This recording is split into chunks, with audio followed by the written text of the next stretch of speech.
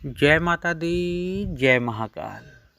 मैं राजगुरु जी महाविद्या आश्रम में आप सभी का स्वागत करता हूं। आज हम बात करेंगे राजमुखी देवी साधना प्रयोग के बारे में।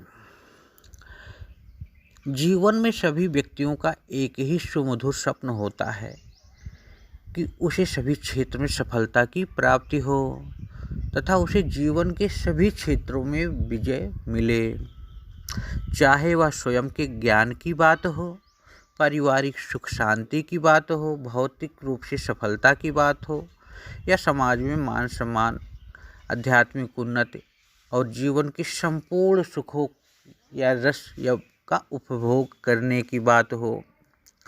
कौन व्यक्ति अपने जीवन में ऐसी सफलता प्राप्त नहीं करना चाहता। निश्चय रूप से सभी व्यक्ति जो आज मैं साधना बताने जा रहा हूँ, राजमुखी साधना करना चाहते हैं। अभी तक यह साधना एक गुप्त रूप में थी और इस साधना का जो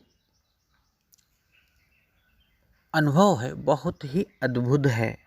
रावण संहिता में प्राप्त यह साधना बहुत से साधकों की मनोकामनाओं की पूर्ति की है और ये गुरु परंपरा के माध्यम से ही प्राप्त की जा सकती है।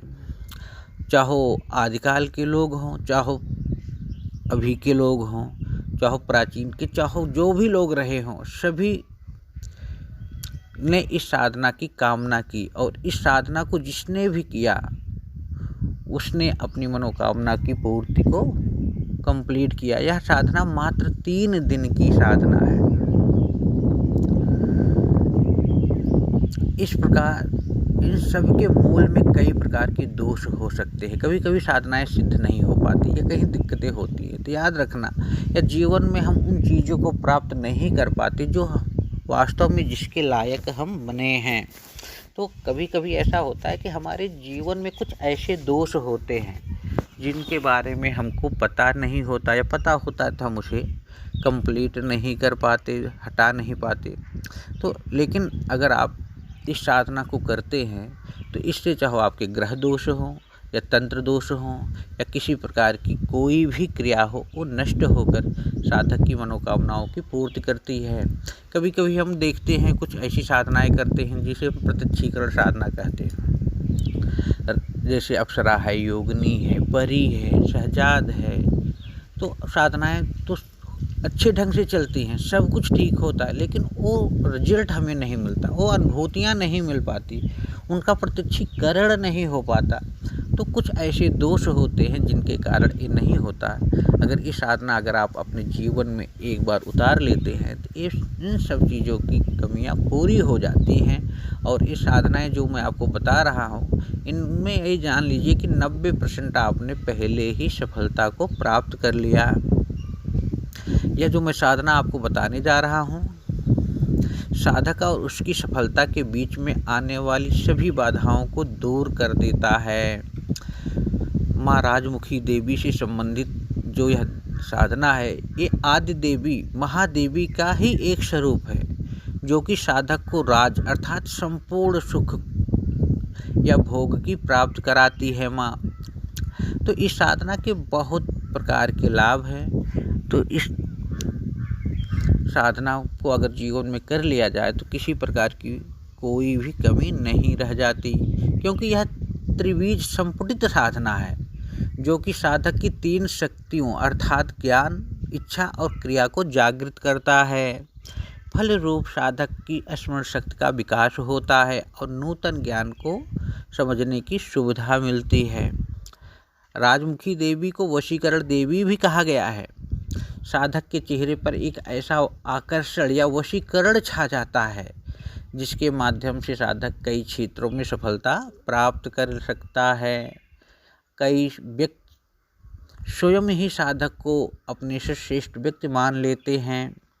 मुख्य रूप से कार्य सिद्धि के लिए यह प्रयोग है, लेकिन यहाँ सिर्फ कोई विशेष कार्य के लिए यह प्रयोग ना हो कर साधक के सभी कार्यों को यह सिद्ध करता है। इस प्रयोग को करने से साधक को अपने कार्यों में सफलता का मिलना सहज महसूस होने लगता है और साधक की सभी प्रकार की उन्नति होने लगती है, समाज में मान सम्मान प्रतिष्ठा बढ़ने लगता है। तो इस साधना को करने के बाद भौतिक जीवन में जितने भी आधार हैं सब साधक को प्राप्त होने लगते हैं। इस साधना को करना कैसे चाहिए? यह प्रयोग साधक किसी भी शुभ दिन से शुरू कर सकता है। साधक दिन या रात के समय को यह साधना कर सकता है कभी भी, लेकिन रोज साधना का एक ही समय होना चाहिए, यह निश्चित कर लें। साधक को स्नान से निवृत्त होकर गुलाबी रंग के वस्त्रों को धारण करना चाहिए। अगर गुलाबी वस्त्र किसी भी रूप में संभव ना हो तो साधक को सफ़ेद वस्त्रों का धारण करना चाहिए।